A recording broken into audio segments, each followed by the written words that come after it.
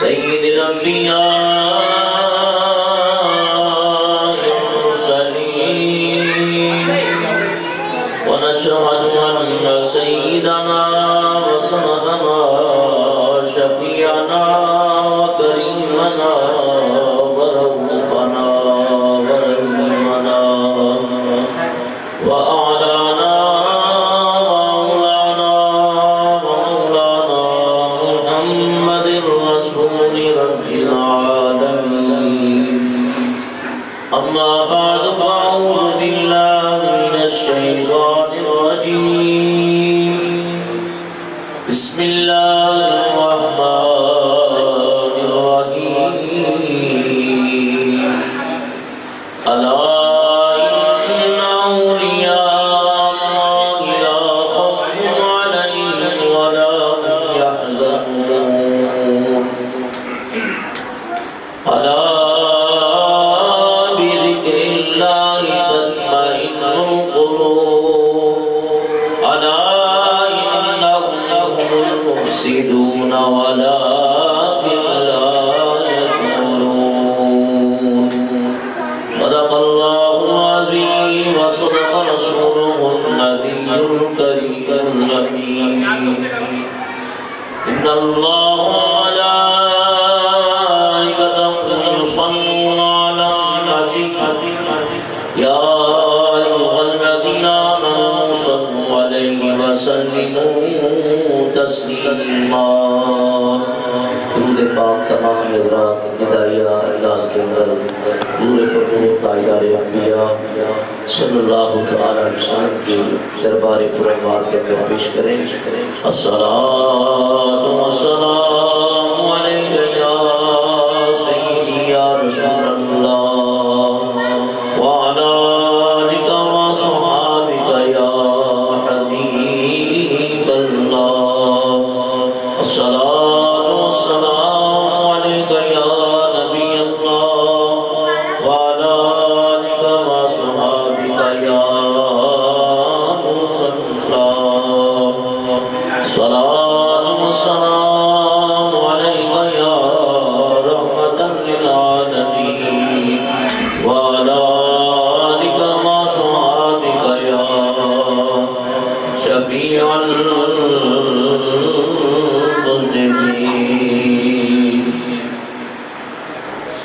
اپنی نسبت سے میں کچھ نہیں ہوں، اس کرم کے بدولت بڑا ہوں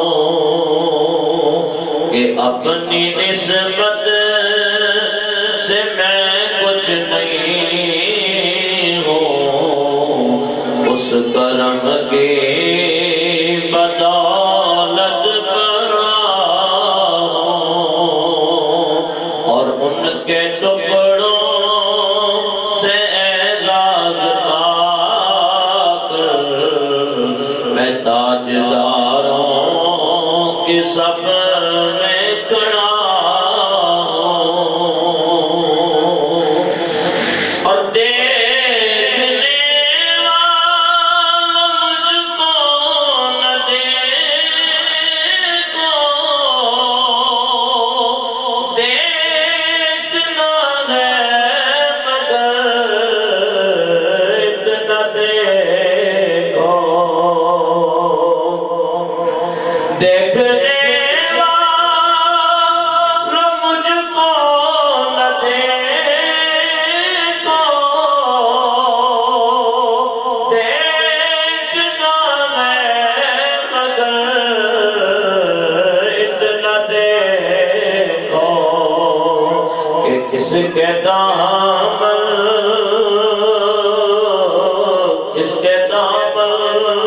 سے وابستہ ہوں میں. کون والی ہے کس کا گدا ہو کہ کس کے دامن سے وابستہ ہوں میں. کون والی ہے کس کا گدا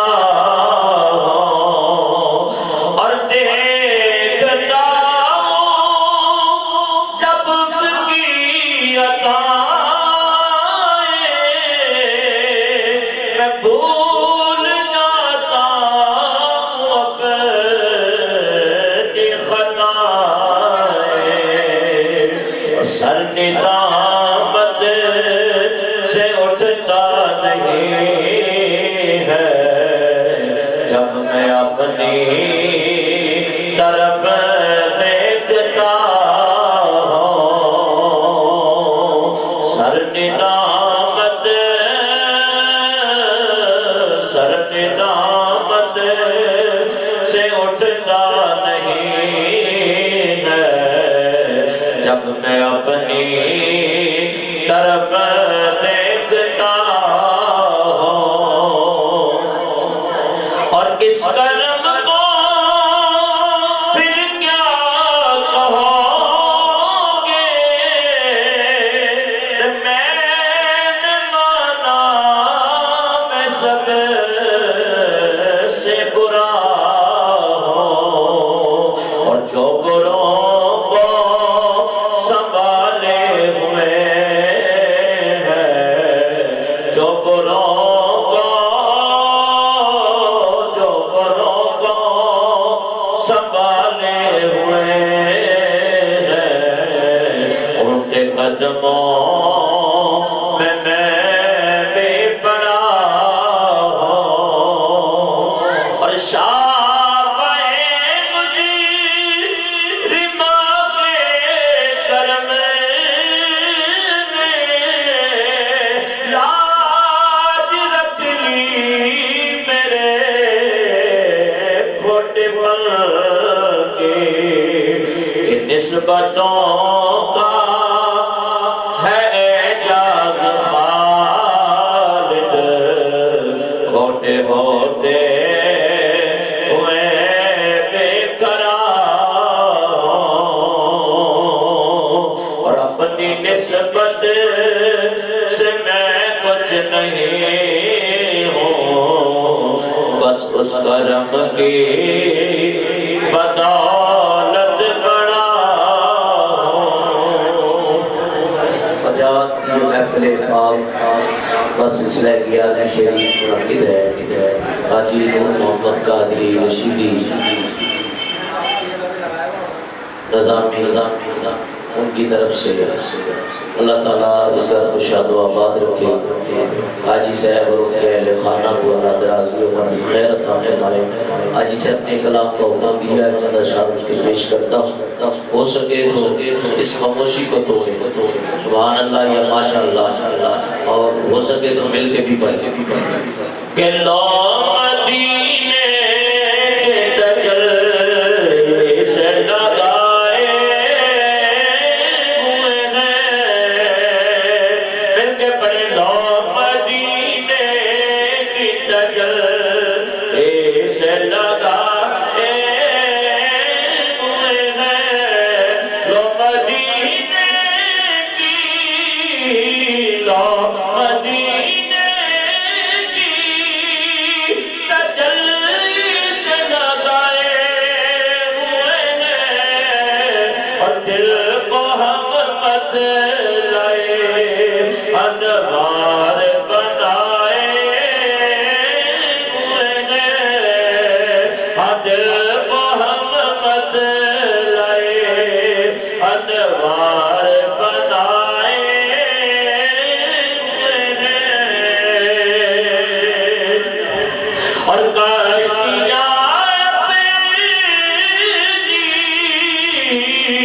کشتیاں اپنی کنارے سے لگائے ہوئے ہیں کیا وہ ڈوبے جو محمد کے ڈرائے ہوئے ہیں کیا وہ ڈوبے جو محمد کے ڈرائے ہوئے ہیں ڈوب سکتے نہیں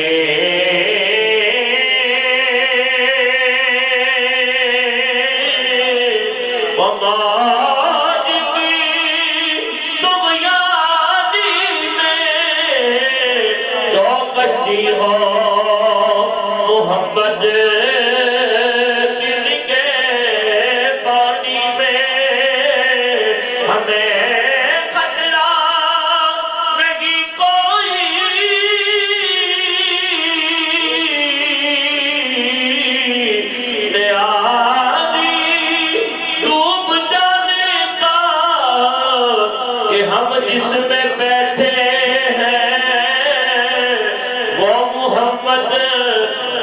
سفینہ ہے کیسے ڈوبے جو محمد کے تیرائے ہوئے ہیں اور سر پہ رکھ دیجئے سر پہ رکھ دیجئے ایک دانت تسلی آقا کے غم کے مارے ہیں مل کے پڑھئے غم کے مارے ہیں زمانے کے ستائے ہوئے ہیں غم کے مارے ہیں زمانے کے ستائے ہوئے ہیں اور حاضروں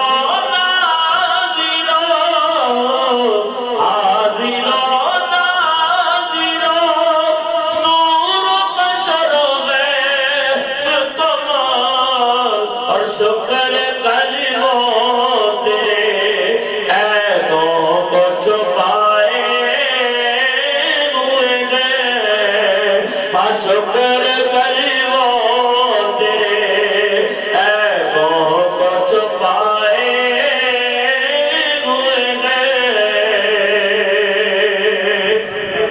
اور شرم عصیان سے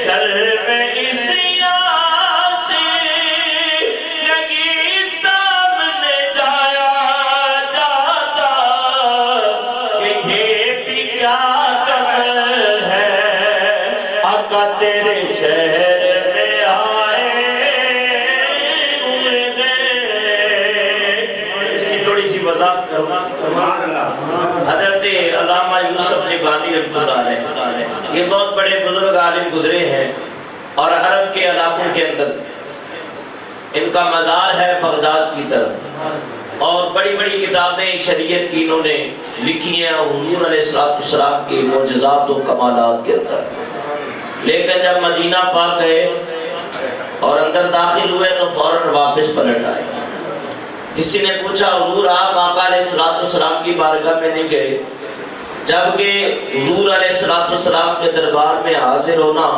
اپنے آپ کو جنتی بنانا ہے کہ آپ نے فرمایا من زار قبری وجبت لہ حیہ شفاعتی جس نے میری قبر کی زیارت کی میرے روزے کی زیارت کی میری شفاعت واجب ہو گئی تو آپ وہاں کیوں نہیں گئے فرمایا بات ساری حق ہے جو میرے آقا کے فرمانات اور فرمودات ہیں وہ سارے حقیقت کے اوپر مبنی ہیں لیکن مجھے شرم آتی ہے کہ میں اپنے آقا کے سامنے کون سا چہرہ لے کے جاؤں بس یہ بھی بڑا کرم ہے کہ جو یہاں تک میں پہنچ گیا اور میں ان کے شہر میں قدم رکھ کے واپس لوٹ رہا ہوں کہ آقا آپ سے کوئی چیز پوشیدہ نہیں جب عاشق چلتا ہے تو حضور کی نظر کرم ہوتی ہے تو میں شرم کے مارے آپ کے سامنے نہیں آ رہا لہذا وہ کامل تھے جو شرماتے تھے اور ہم گناہگار ہیں لیکن پھر بھی شرماتے نہیں ہیں تو اللہ اور اس کے رسول سے جس قدر حیا اور شرم ہوگی اتنی کرم کی باتیں زیادہ ہو جائے گی کہ شرم عصیان سے شرم عصیان سے نہیں سامنے جایا جاتا یہ بھی کیا کمل ہے آقا تیرے شہر میں آئے ہوئے ہیں یہ بھی کیا کمل ہے تیرے شہر میں آئے ہوئے ہیں اور مولا ہے در کی مولا ہے در کی میں شاد پہ واری جاؤں کہ ایک ہی غات میں خیبر کو اٹھائے ہوئے ہیں انو مدینے کے تجلی سے لگائے ہوئے ہیں اور کیوں نہ پلڑا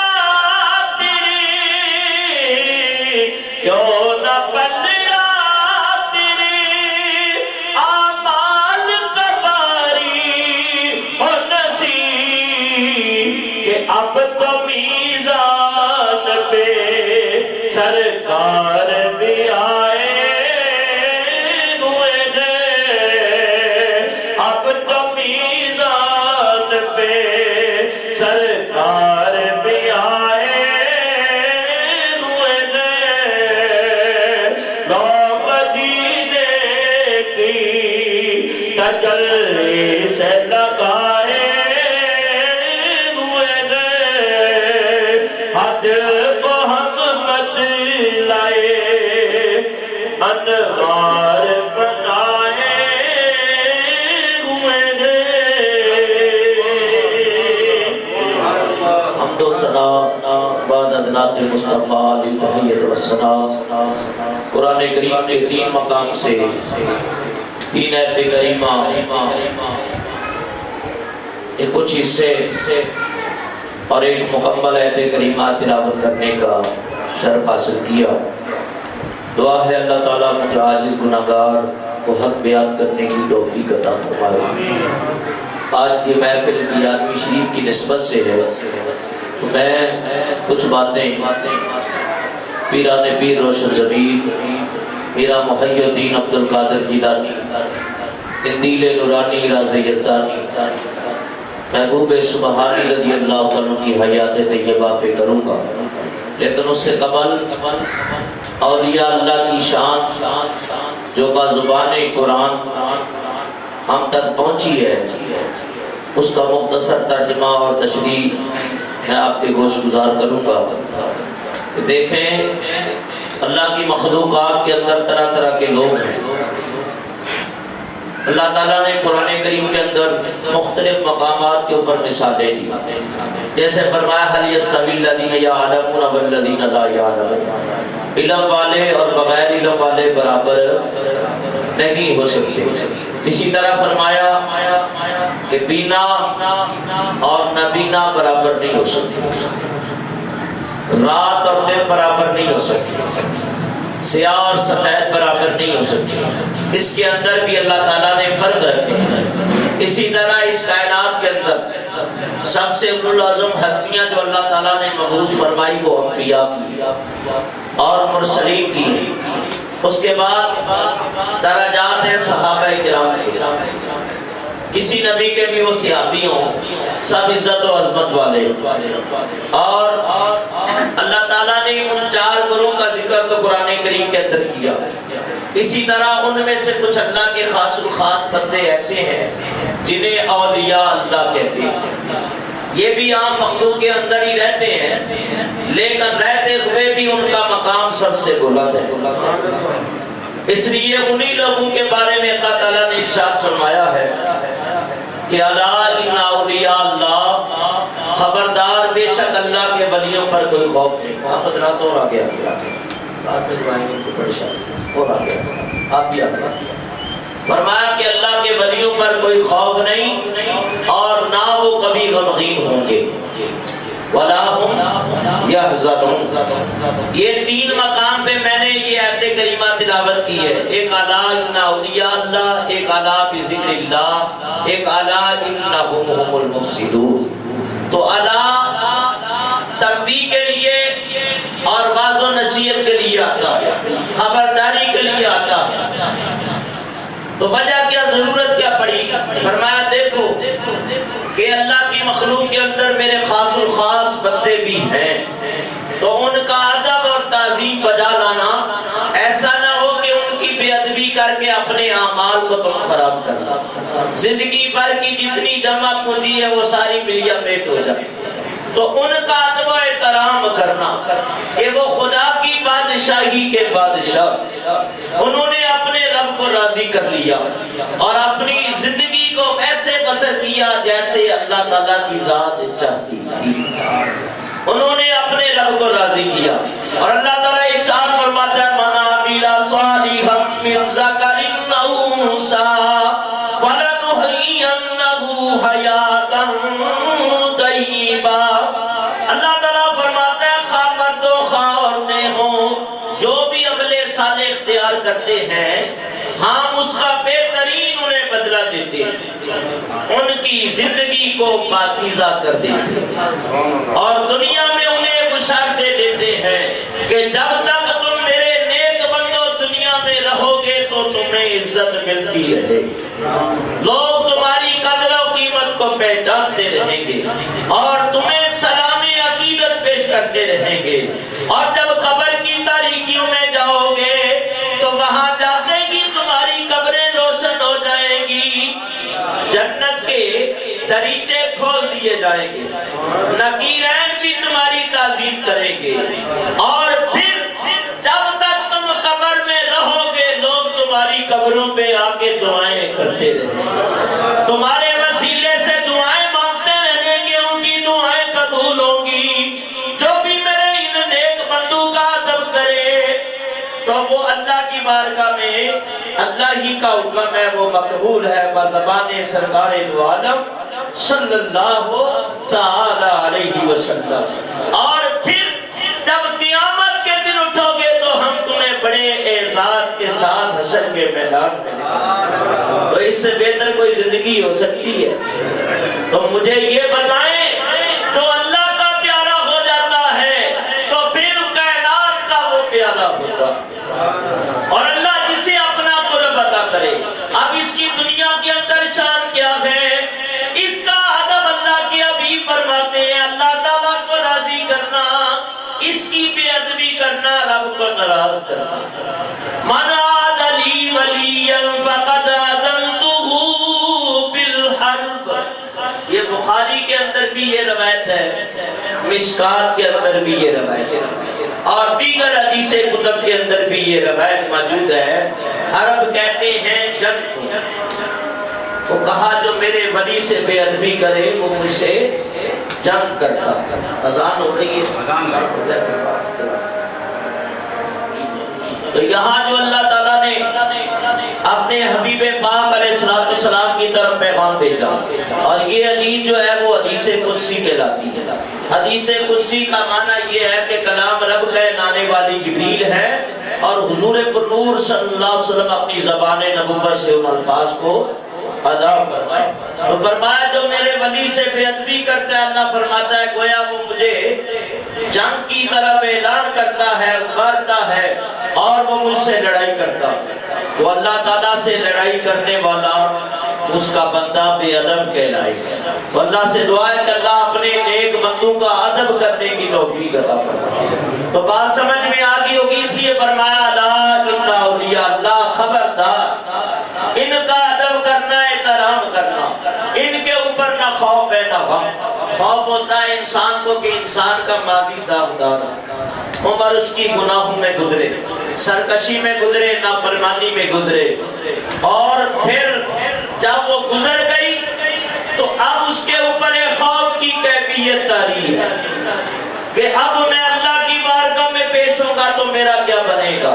تو فرمایا یہ جو اللہ کے نیک بندے ہیں ان کا ماضی بھی پاک و صاف ہے، داغدار نہیں، کیونکہ جو اللہ کے ولی ہوتے ہیں اللہ انہیں شروع سے توفیق دے دیتا ہے اپنی راہ میں فرما برداری، ان کا حال بھی اچھا اور آنے والا مستقبل بھی اچھا، اور پھر قبر کے معاملات بھی اچھے اور حشر کے معاملات بھی اچھے۔ تو فرمایا کہ الذین آمنوا وکانوا یتقون، اللہ کے ولی کی نشانی کیا ہے؟ وہ صاحب تقویٰ ہوں، اور تقویٰ کہتے ہیں رب سے ڈرنا، ہر حال کے اندر رب کا خوف کرنا۔ دوسری آیت کریمہ کا مختصر ترجمہ، الا بذکر اللہ تطمئن القلوب، خبردار بے شک مومنوں کے دلوں کو اللہ کے ذکر سے سکون ملتا۔ جب اللہ کا ذکر کیا جائے، جہاں قرآن پاک کی آیتیں پڑھی جائے، وَإِذَا تُلِيَتْ آيَاتُهُ زَادَتْهُمْ ایمانا، کہ ان کا ایمان اور بڑھ جاتا ہے۔ دو باتیں۔ تیسری بات اللہ تعالیٰ ارشاد فرماتا ہے الا انہم هم المفسدون ولکن لا یشعرون۔ اس آیت کریمہ کی طرف اشارہ ہے ان منافقین کی طرف جو ظاہری تو حضور کے پیچھے نمازیں بھی پڑھیں، سب کچھ عمل کریں، لیکن اندر سے وہ نبی پاک کو نہیں مانتے، یعنی ان کے دلوں میں نفاق تھا، وہ ظاہری کلمہ پڑھتے تھے۔ تو فرمایا یاد رکھو ایسے لوگوں کو جب کہا جاتا کہ لوگوں فساد نہ کرو، فتنہ نہ کرو، اس امت کے اندر تفریق پیدا نہ کرو، ان کو در مصطفیٰ سے پیچھے نہ ہٹاؤ، ان کے دلوں میں حضور کی محبت نکالنے کی کوشش نہ کرو۔ اگر ایسا کرو گے تو تمہاری ساری نمازیں اور عبادتیں بیکار ہو جائیں، پھر تبلیغ کسی کام کی نہیں ہے۔ ڈاکٹر اقبال تبھی تو کہتے ہیں یہ فاقہ کش نہیں ڈرتا کبھی موت سے، کہ روح محمدین کے بدن سے نکال دو۔ وہ چاہتے تھے منافقین ان کے دلوں سے حضور کی محبت نکلے، لیکن اللہ کے حبیب صلی اللہ تعالی علیہ وسلم آپ کے غوثِ صحابہ ایسے بھی تھے جو جہاں بیٹھتے تھے تو حضور کے کمالات بیان کرتے تھے، اگر سفروں میں جاتے تھے تو جا کے حضور کی تعریفیں کرتے تھے، شام جائیں، یمن جائیں اور ملکوں کی طرف نکل جائیں، جب وہاں نئے نئے اسلام پھیل رہا تھا تو پوچھتے تھے تمہارا نبی کیسا ہے، ان کا کلام کیسا ہے، ان کی گفتگو کیسی ہے، ان کا اٹھنا بیٹھنا کیسا ہے۔ بلکہ کیسرے روم کا ایک نمائندہ آیا تھا، اور جب آیا تو اس نے مدینہ پاک کا حال دیکھا اور کہا بادشاہ کے دربار میں جا کے یاد رکھ کبھی بھی تو اس قوم کے اوپر غلبہ نہیں پا سکتا، میں نے ان کے ایسے جانثار دیکھے ہیں، ایسے محبت کرنے والے دیکھے ہیں کہ وہ تو ان کے وضو کا پانی بھی زمین پہ گرنے نہیں دیتے، بلکہ وہ وضو کرتے ہیں آقا علیہ السلام کو اپنی ہاتھوں پہ تلیوں پہ لے لیتے ہیں، اور کوئی صحابہ بخاری کی روایت ہے وہ حضرت بلال تری ہوتی نا آپ پہ لگ جاتی ہے، وہ حضرت بلال کے ہاتھ سے مس کرتے اور اپنے چہروں پہ مل لیتے ہیں، تو وہ اس قدر تعظیم کرتے ہیں۔ تو انہیں سمجھایا گیا وہ بدنیتوں ان بری باتوں سے باز آ جاؤ، سچے دل سے نبی کے غلام بن جاؤ، ورنہ یاد رکھو اللہ بھی ناراض ہو جائے گا، اس کے حبیب بھی ناراض ہو جائے گا۔ تو فرمایا جو اللہ تعالیٰ کے نیک بندے صالحین ہیں ان میں سے قیامت تک نیک گزرتے رہیں گے، اور قیامت تک جتنے ولی، میں نے اگلے دن پڑھ رہا تھا برات الاسرار کتاب ہے، اس کے اندر لکھا ہے کہ 360 ابدال ہیں، اس میں نجبہ بھی، اوتار بھی ہیں، اوتاد بھی ہیں، نقبہ بھی ہیں، اور یہ ولیوں کی ایک پوری فہرست ہے، اور ان سب کے اوپر اس میں اقطاب بھی ہیں جس کو کتب کہتے ہیں، ان کے اوپر جو سب سے بڑا سردار ہوتا ہے اسے کہتے ہیں غوث الاعظم۔ کیا کہتے ہیں؟ غوث الاعظم۔ اب یہ 1 گھنٹے کا مجھے ٹائم دیا، اس میں تو معاملہ پورا نہیں بیان ہو سکتا، لیکن غوث پاک کی شان سنو۔ فرمایا کہ ابھی آپ دنیا میں نہیں آئے تو آپ کی شانیں پہلے ہی بیان ہو رہی ہیں، آپ کی عظمت کے جھنڈے پہلے ہی بلند ہیں، کہتے ہیں غوث الاعظم۔ کیا کہتے ہیں؟ غوث الاعظم۔ اب یہ 1 گھنٹے کا مجھے ٹائم دیا، اس میں تو معاملہ پورا نہیں بیان ہو سکتا، لیکن غوث پاک کی شان سنو۔ فرمایا کہ ابھی آپ دنیا میں نہیں آئے تو آپ کی شانیں پہلے ہی بیان ہو رہی ہیں، آپ کی عظمت کے جھنڈے پہلے ہی بلند ہیں، ہدایت کے اماموں کے جھنڈے بلند رہے، لیکن غوث پاک فرماتے ہیں کہ میرا جھنڈا آسمان ولایت میں ایسے بلند رہے گا، فرمایا کبھی بھی سر نیگو نہیں ہوگا، قیامت تک ہمارا جھنڈا جو ہے لہراتا رہے گا، اور قیامت تک ہماری عظمتوں کے ڈنکے بجتے رہیں گے۔ ایک بزرگ ہیں صوفی بھی، عالم بھی، ولی بھی، ان کا نام ہے سید الطائفہ جنید بغدادی رحمہ اللہ۔ جس طرح آپ بیٹھے ہیں وہ بھی اپنے مریدوں کو لے کے بیٹھے ہیں، کہاں؟ مسجد کے اندر، کہاں؟ مسجد کے اندر بیٹھے ہیں، اور حضرت درس دینے لگے مریدوں کو اکٹھا کر کے، اور ممبر پہ بیٹھے تو آپ فوراً آنکھیں بند کی اور کہا حضور آپ کا قدم میرے سر پہ، میری گردن پہ، میری آنکھوں کے اوپر ہے۔ کہا حضور کے کیا کہہ رہے ہیں؟ کبھی آج تک ایسا کلام نہیں کیا۔ کہا ابھی حاضر قصد میں مجھے اطلاع دی گئی ہے کہ 5ویں صدی ہجری میں ایک اللہ کا ولی آئے گا، وہ قیامت تک کے تمام ولیوں کا سردار ہوگا۔ فرمایا وہ مسمم بالعبد القادر، اس کا نام ہوگا عبد القادر، وملقبا بمحی الدین، اس کا لقب ہوگا محی الدین، وَهُوَ الْغَوْثُ الْأَعْظَمُ، وہ غوث اعظم کے لقب سے بھی شہرت پائیں گے۔ وَمُولِدُهُ مِنْ کیلان، ان کی ولادت ہوگی کیلان کے اندر۔ يَقُولُ مَعْمُورٌ مِّنَ اللَّهِ قَدَمِي هَذِهِ عَلَى رَقَبَةٍ لِكُلِّ وَلِيٍّ وَوَلِيَّةِ اللَّهِ وَسِوَا خَاتَمِ النَّبِيِّينَ وَسِوَا الصِّحَابَةِ وَالْأَئِمَّةِ وَذُرِّيَّةِ مسلمین۔ فرمایا کہ وہ خود نہیں بولیں گے، انہیں اللہ بلوائے گا، اللہ کا حکم ہوگا، ایک الہامی کیفیت ہوگی۔ اب اس کے اندر بھی بڑی باریکیاں، الہام بھی ایک وحی کی کیفیت ہے، لیکن وحی حضور کے اوپر ختم ہو گئی، اب وحی نہیں ہوگی۔ وہ الہامی کیفیت جو وحی کی ہے وہ علیحدہ ہے، لیکن ولیوں کے اوپر بھی یہ کیفیت تعریف ہوتی ہے۔ اور حضور پرنور صلی اللہ تعالی علیہ وسلم فرماتے ہیں نبوت کا سلسلہ تو میرے اوپر ختم ہو گیا، لیکن میری وراثت ختم نہیں ہوگی، وہ جاری رہے گی۔ اور وراثت کیا ہے؟ شریعت ہے، طریقت ہے۔ حضور پر غوث پاک رضی اللہ تعالیٰ عنہ کو جو ولایت ملی ہے وہ عرش سے اتری ہے، اور خرقہ در خرقہ وہ چلتا ہوا معاملہ آپ تک پہنچا۔ آپ اس ولی کو مہر لگاتے ہیں تو وہ ولی بنتا ہے۔ تو سمجھ میں آیا کہ قیامت تک جتنے ولی ہوں گے کہ ان کی گردن کے اوپر حضور غوث پاک کا قدم ہے۔ اس لیے حضرت جنید بغدادی نے ان کا ادب کیا۔ حضرت غوث پاک دنیا میں آئے اور آپ کو اللہ نے والد بھی دیکھ دیا اور ماں بھی دیکھ دی، اور آپ نجیب الطرفین کہلاتے ہیں۔ نجیب الطرفین اس کو کہتے ہیں کہ والد سے اور والدہ سے دونوں طرف سے سلسلہ حضرت علی مرتضیٰ شیر خدا تک پہنچتا ہوں۔ اور یاد رکھو اب سلسلے اتنے ہیں کہ اگر بیان کریں اس میں بھی گھنٹوں گزر جائیں گے۔ مشہور چار ہیں، قادری، چشتی، نقشبندی، سہروردی۔ اب اس میں کئی شاخیں ہیں، اس میں ایک صابری بن گیا، ایک نظامی بن گیا، ایک شیرازی بن گیا، ایک ویسی بن گیا، ایک شداری بن گیا، ایک رشیدی بن گیا، کوئی بشیری بن گیا۔ تو مختلف اس کی شاخیں ہیں، اور اس روحانیت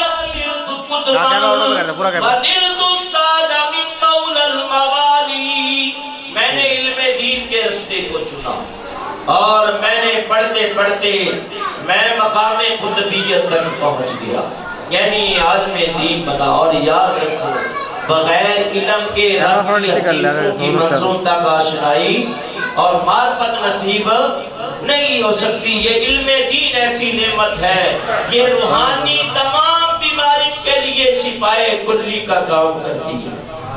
اور یاد رکھو علم کے بغیر حقیقتیں کبھی کھلا نہیں کرتی۔ تو جو علم چاہتے ہیں علم کو حاصل کرنا چاہیے، چاہے میں ہوں چاہے آپ۔ ہم نے تو پڑھا، اللہ کا یہ کرم ہے، اور پھر زندگی بھر انسان پڑھتا ہی رہتا ہے، علم کی جستجو رکھے۔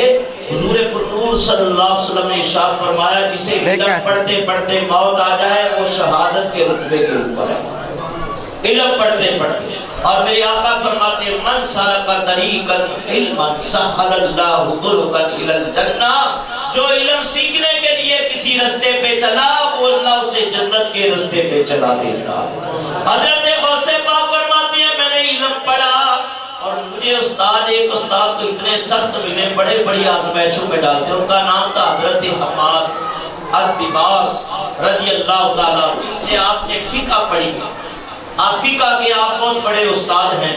وہ غوث پاک کو اکثر سختیاں بھی کرتے تھے اور آزمائشوں میں بھی ڈالتے تھے، اور کہتے تھے کہ میں بڑی طرح آزمایا اپنے شاگرد کو، لیکن عبد القادر جیلانی مثل پہاڑ کی استقامت رکھتے ہیں۔ ان کی استقامت، اور الاستقامت خیر افضل من الکرام، استقامت جو ہے وہ کرامت سے افضل ہے۔ فرماتے ہیں کہ اس کے بعد میں نے جب علم پڑھ لیا تو پھر میرے دل میں تڑپ ہوئی کہ میں کسی اللہ والے کے ہاتھ میں ہاں لوگ نہیں مانتے، نہ مانے کوئی بات نہیں ہے، ہمیں ان سے کوئی سروکار نہیں۔ ہمارا عقیدہ ہے کہ یہ مرشد کامل دنیا میں بھی کام آتا ہے، قبر میں بھی اس کی نسبت کام آتی ہے، اور حشر میں بھی۔ اور پھر مرشد بھی ایسے ہونا چاہیے کوئی ڈبہ پیر نہ ملے بلکہ سچا پیر ملے۔ فرمایا ایسا مرشد کامل ہووے او جڑا تو پیوا کو چھٹے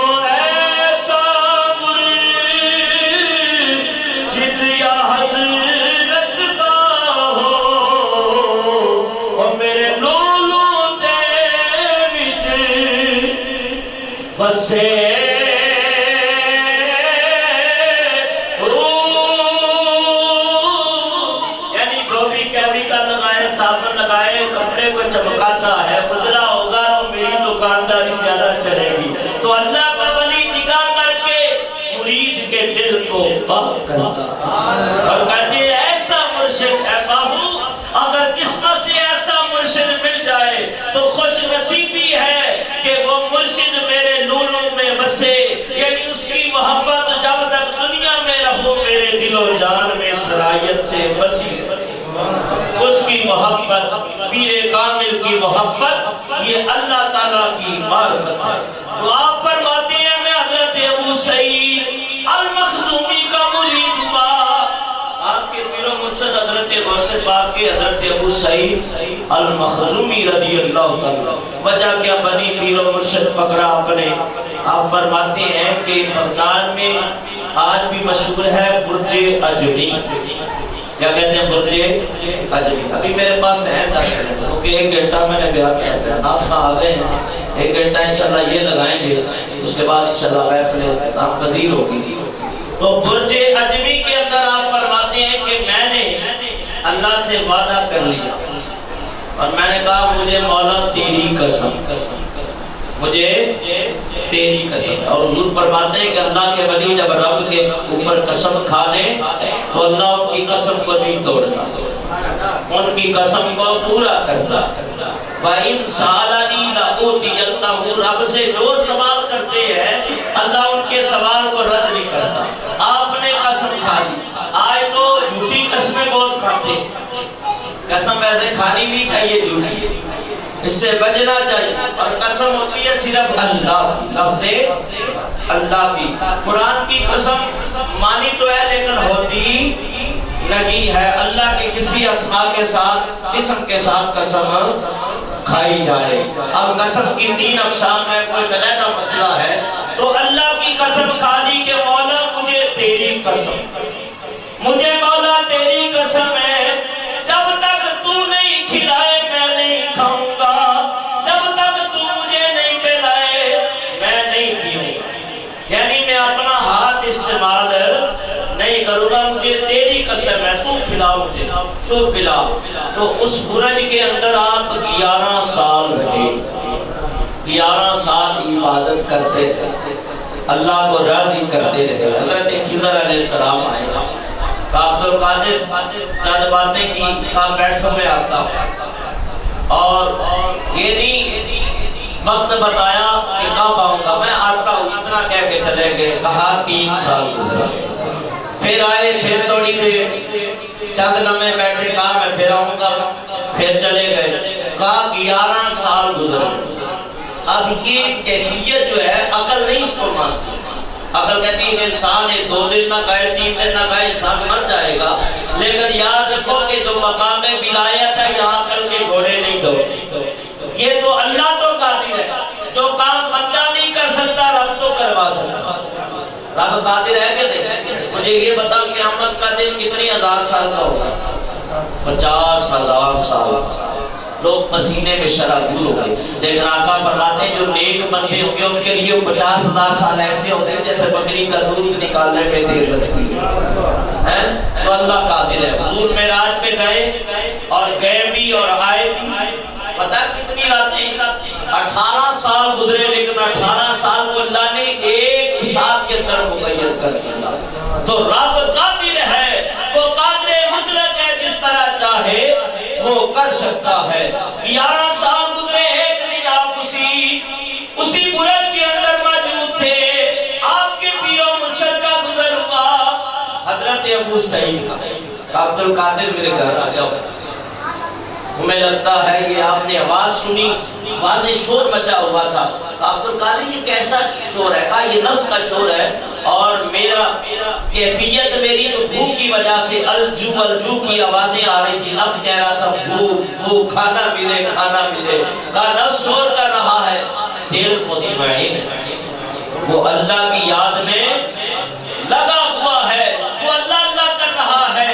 اور آپ چلے گئے. کہا آ جانا میں نے تیرے لیے کھیر بنائی ہے چاول کی دودھ ڈال کے اور میں چاہتا ہوں تجھے کھانا پیش کروں. آپ کہنے لگے میں نہیں جاؤں گا جب تک وہ نہیں بلائے گا. پھر خضر علیہ السلام آئے. عبد القادر آپ کے پیر آپ کو بلا گئے اور آپ جا نہیں رہے. کہا حضرت اب آپ کہتے ہیں تو میں جاتا ہوں. کہا اللہ کا حکم ہے. عبد القادر سے کہو جاؤ کچھ اس قسم کو توڑ دو اور کھاؤ. پھر آپ گئے اور آپ کے پیر و مرشد نے آپ کو اپنے ہاتھ سے کھلایا. تو اللہ کیا فرماتا ہے اسی کے اندر کہ ولی کا ہاتھ میں اس کے ہاتھ بن جاتا ہوں. میں ولی کا ہاتھ بن جاتا ہوں. تو آپ نے نہیں کھایا بلکہ آپ کے پیر نے آپ کو کھلایا.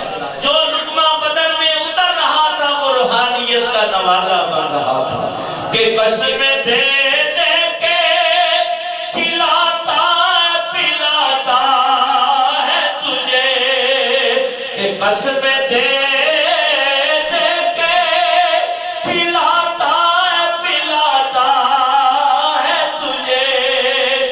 پیارا اللہ تیرا چاہنے والا تیرا کہ ماہ کیا مرتبہ اے غوث ہے بالا تیرا کہ اونچے اونچوں کے سرو سے قدم آلا تیرا. تو آپ کے پیٹ میں جتنے لقمے اترے روحانیت پیدا کرتے گئے. اور پھر آپ نے حضرت ابو سعید کے ہاتھ میں ہاتھ دیا. غوث اعظم کون ہے؟ حنبلی. کون ہے؟ حنبلی. کوئی حنبلی ہے, کوئی مالکی ہے, کوئی شوافی ہے, تو اس طرح مختلف معاملات ہیں. کوئی حنفی کہلاتا ہے. تو یہ 4 امام ہیں شریعت اور فقہ کے. اور حدیث کی دنیا کے 6 بڑے امام ہیں جن کو محدثین کہتے ہیں. اور طریقت کے کتنے ہیں؟ 4. وہ میں نے بتا دیا. قادری, نقشبندی, چشتی, سہروردی. تو روحانیت نے آپ خود امام عبد القادر جیلانی محبوب سبحانی. لیکن آپ نے حضرت ابو سعید کی دستے پرستی کے اندر آپ نے بیعت کر لی. تو حنبلیوں کا بھی عقیدہ ہے کہ مرشد ہونا چاہیے. شوافی کا بھی, مالکیوں کا بھی. اور حضرت امام شافعی اتنے بڑے امام ہیں. وہ یاد رکھو جس دن حضرت عمر ابن ثابت ابو حنیفہ کا وصال ہوا اس دن ان کی ولادت ہوئی. ان کا جسم پاک چارپائی پہ میت رکھی ہوئی تھی امام اعظم کی. 77,000 زندگی میں قرآن پاک انہوں نے ختم کی. ان کی والدہ چارپائی کے نیچے سے امام شافعی کو گزارا. اپنے بیٹے ادریس, اصل نام ان کا محمد ادریس الشافعی, چارپائی کے نیچے سے گزارا اور دعا کی یا اللہ میرے بیٹے کو ثانی بنا دے، ان کا ثانی بنا دے، تبھی وہ امام ثانی بنے ہیں۔ وہ کہتے ہیں میں فلسطین سے چلتا تھا، یروشلم مقام علیہ سے چلتا تھا، یعنی بیت المقدس سے، اور بغداد میں امام اعظم ابو حنیفہ کے مزار پہ آتا تھا، یہاں کے دعا کرتا تھا یا اللہ یہ محمد ادریس الشافعی تیرے نیک بندے نعمان ابن ثابت کو وسیلہ بناتا ہے، یا اللہ میری دعا قبول کر لے، فرمایا ان کے وسیلے سے میری دعا قبول ہو جاتی ہے۔ تو امام احمد بن حنبل کے یہ مقلد ہے، اور مقلد آپ کیوں بنے اس کی وجہ کیا ہے؟ ایک دن حضور پاک صلی اللہ علیہ وسلم کو خواب میں دیکھا کہ آقا بھی موجود ہے، امام احمد بن حنبل بھی موجود ہے۔ وہ احمد بن حنبل عرض کر رہے ہیں یا رسول اللہ صلی اللہ علیہ وسلم اپنے بیٹے عبدالقادر جیلانی سے کہیں کہ میری فقہ کے اندر مقلدین کم ہیں، آپ ان سے کہیں کہ میرے مقلد بن جائیں تاکہ حنبلیوں کی بھی تھوڑی سی شان اونچی ہو جائے۔ تو تبھی آپ امام احمد بن حنبل کے مقلد بنے اور ابو سعید مخزومی کے مرید بنے، اور آپ کو اللہ کے ولی نے وہ خرقہ پہنایا جو نسل در نسل چلا تھا۔ آپ فرماتی ہیں میں مرید بھی ہوا، میں نے فقہ کو بھی حاصل کیا، پھر ایک دن ظہر کی نماز پڑھ کے سویا تو میری قسمت جاگ اٹھی کہ خواب میں سرکار دو عالم صلی اللہ علیہ وسلم تشریف لائے۔ حضور نے خواب میں آ کے فرمایا عبدالقادر بیٹا ہو، اب کہتے ہیں میں نے منہ کھولا تو حضور نے 7 مرتبہ لعاب میرے منہ میں ڈالا اور کہا لوگوں کو واعظ و نصیحت کیا کر، جا آج کے بعد تیری زبان میں کبھی لکنت نہیں ہوگی، تو عجمی ہے لیکن اب بہترین تو عربی بولے گا فصاحت و بلاغت کے ساتھ۔ اور پھر حضور کا لعاب اگر پانی میں ڈلے تو پانی میٹھا ہو جائے۔ اعلیٰ حضرت نے ایسے نہیں لکھا، 7 کنویں مدینہ پاک میں زیادہ تر بند کر دیے گئے، بحر خرج دیکھیں، بحر روحا دیکھیں، بحر روما دیکھیں، فرمایا کہ بحر روحا ایک یہودی کے قبضے میں تھا، میرے آقا نے اس کے کھارا پانی اس میں لعاب ڈالا تو وہ میٹھا ہو گیا کہ جس سے کھاری ہوئے شیرائے جا بنے حضلالے حلاوت بیلا ہو سلام مصطفیٰ جانے رحمت بیلا ہو سلام۔ تو کنویں کے اندر لعاب پڑے تو کنواں میٹھا ہو جائے، حضرت قتادہ کی آنکھ پہ لگے تو ان کی آنکھ ٹھیک ہو جائے، برا بن معرور کا ہاتھ کٹ جائے، حضور جوڑ دے لعاب لگا کے تو وہ 7 مرتبہ عبدالقادر جیلانی کے منہ میں آ جائے تو کس قدر عظمت ہے، زبان میں تاثیر پیدا ہوتی۔ بس آخری بات کر رہا ہوں، اور میں ایسی تاثیر ہوئی کہ علماء بھی آنے لگے، صلحاء بھی آنے لگے، اولیاء بھی آنے لگے، اتقیاء بھی آنے لگے، اور آپ کی محفل میں 70 ہزار کا مجمع ہونے لگا۔ بلکہ ایک مرتبہ فرماتے ہیں میں تقریر کر رہا تھا، عبداللہ تمیمی نے روایت کی ہے، باجت الاسرار مصدق الاسار کے اندر بھی سیرت غوث الثقلین کے اندر آپ تقریر کر رہے ہیں کہ اتنے میں سامنے سے سرکار دو عالم صلی اللہ علیہ وسلم آ رہے ہیں، اور ان کے ساتھ کون ہے؟ حضرت موسیٰ علیہ السلام۔ اور حضرت موسیٰ علیہ السلام سے حضور نے پوچھا یا موسیٰ فی امتی کا ہاکذا رجل، کیا آپ کی امت میں بھی کوئی ایسا ہے؟ انہوں نے کہا لا یا رسول اللہ میری امت میں ایسا کوئی نہیں، کہ اللہ نے آپ ہی کو شان عطا فرمائی ہے کہ آپ کی امت میں عبدالقادر جیلانی جیسا کوئی نہیں، اور آپ کی محفل میں آپ کی بے شمار کرامتیں، زانی آتے تو توبہ طیبہ، شرابی آتے تو توبہ طیبہ، بے نمازی آتے تو ہمیشہ کے لیے نمازی بن جاتے، اور فرمایا اگر ناقص آتے تو کامل ہو جاتے، چور و ڈاکو آتے تو ولی بن جاتے ہیں۔ کہ عجب شان تیری یا غوث جلی ہے، عجب شان تیری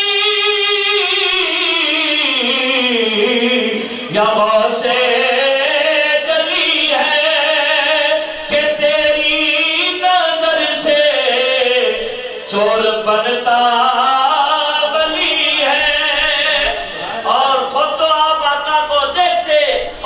ایسا ہوتا کہ آپ کی وجہ سے آقا کا دیدار ہو جاتا ہے۔ آپ واعظ و نصیحت کرتے، ایک مرید سامنے بیٹھا ہے، ایسا بھی ہوتا ہے کہ تقریر کے درمیان محفلوں میں آنکھیں لگ جاتی ہیں، اور لگ جائے پتہ نہیں کیسے لگی ہے، فرمایا قسمت جاگ اٹھتی ہے، لیکن غوث پاک کی محفل میں وہ بیٹھا مرید اور اس کی آنکھ لگی تو حضرت غوث پاک کھڑے ہو گئے ہاتھ باندھے، اور جب تک اس کی آنکھ کھلی نہیں آپ ایسے ہاتھ باندھے کھڑے تھے۔ اچانک گڑبڑا کے اٹھا اور وہ کیفیت اور محفل میں خوشبو ایک عجیب کیفیت، اور آپ فرمانے لگے میاں بتاؤ ابھی ابھی تم نے کیا دیکھا؟ تم تو سو رہے تھے لیکن تیری قسمت جاگ رہی تھی۔ وہ کہنے لگا حضرت میں آپ کی محفل میں آیا اور جیسے ہی آنکھ لگی تو مجھے آقا کا دیدار ہوا۔ فرمایا میاں تم خواب میں دیدار کر رہے تھے، ہم ظاہری دیکھ رہے تھے، تو یہ اللہ نے آپ کو نگاہ عطا کی ہے، اس لیے فرمایا نظرت الی بلاد اللہ جمعا کخردل فی اعلی حق اتصالی، میں اللہ کے شہروں کو اس طرح دیکھتا ہوں جیسے ہاتھ کی ہتھیلی ہے۔ تو اللہ تعالیٰ کی بارگاہ میں بھی یہ مقبول، نبی پاک علیہ السلام کی بارگاہ میں بھی یہ مقبول تھے۔ دعا ہے اللہ تعالیٰ کی بارگاہ میں اللہ تعالیٰ اس محفل پاک کا انعقاد کرنے کی آئندہ بھی توفیق عطا کرے۔ یہ محفل منعقد ہی ہے، اللہ تعالیٰ اس کو قبول و منظور فرمائے۔ میری ابھی تشریحی باقی ہے اور اگر کہتے ہیں ہماری بھی باقی ہے، تو انشاءاللہ پھر کوئی ایسی محفل عشاء کے بعد محفل ہو، پروگرام کھلا ٹائم ملے تو 2 گھنٹے کا کم سے کم بیان ہو، تو اس میں بھی ابھی تو میں نے کرامات کا سلسلہ نہیں لے کے چلا کہ آپ کی کرامات لا تعداد بے شمار ہے، لیکن خوش نصیبی ہے کہ جو غوث پاک کی محفل کریں اور آپ سے محبت کریں۔ آپ فرماتے ہیں جو میرا مرید نہیں، میرے زمانے کو نہیں پایا لیکن کہے میں ان کا مرید ہوں، میں ان کا مرید ہوں، فرمایا اس کو میں نے قبول کر لیا، اور دنیا سے اس وقت تک اٹھے گا نہیں جب تک توبہ طے نہ ہو جائے۔ یعنی میرا مرید ایک تو خاتمہ اس کا ایمان پہ ہوگا، اور ایمان کے ساتھ توبہ طے ہو کے دنیا سے جائے گا، اور قیامت کے دن میں اللہ کی بارگاہ میں اس کی بخشش کروا کے اسے جنت میں لے جائے۔ اللہ تعالیٰ غوث پاک کی سچی محبت پکی غلامی عطا فرمائے، اور ان تمام کلمات کو اپنی بارگاہ میں قبول منظور فرمائے۔ حاجی صاحب کی عمر میں ایمان میں اللہ تعالیٰ فانی برکتیں عطا فرمائے۔ واللہ الہادی والمعین وما علینا الا البلاغ المبین۔ ہمارے نعت آئے ہوئے ہیں، ان سے ملتمس ہوں آئے اور سرکار دو عالم تاجدار انبیاء صلی اللہ علیہ وسلم کی بارگاہ میں نذرانہ عقیدت پیش کریں۔ اس کے بعد انشاءاللہ پھر درود و سلام ہوگا، فاتحہ شریف ہوگی اور لنگر ہوگا۔ آپ تشریف رکھیں اور نعت خوانی کو سنائیں۔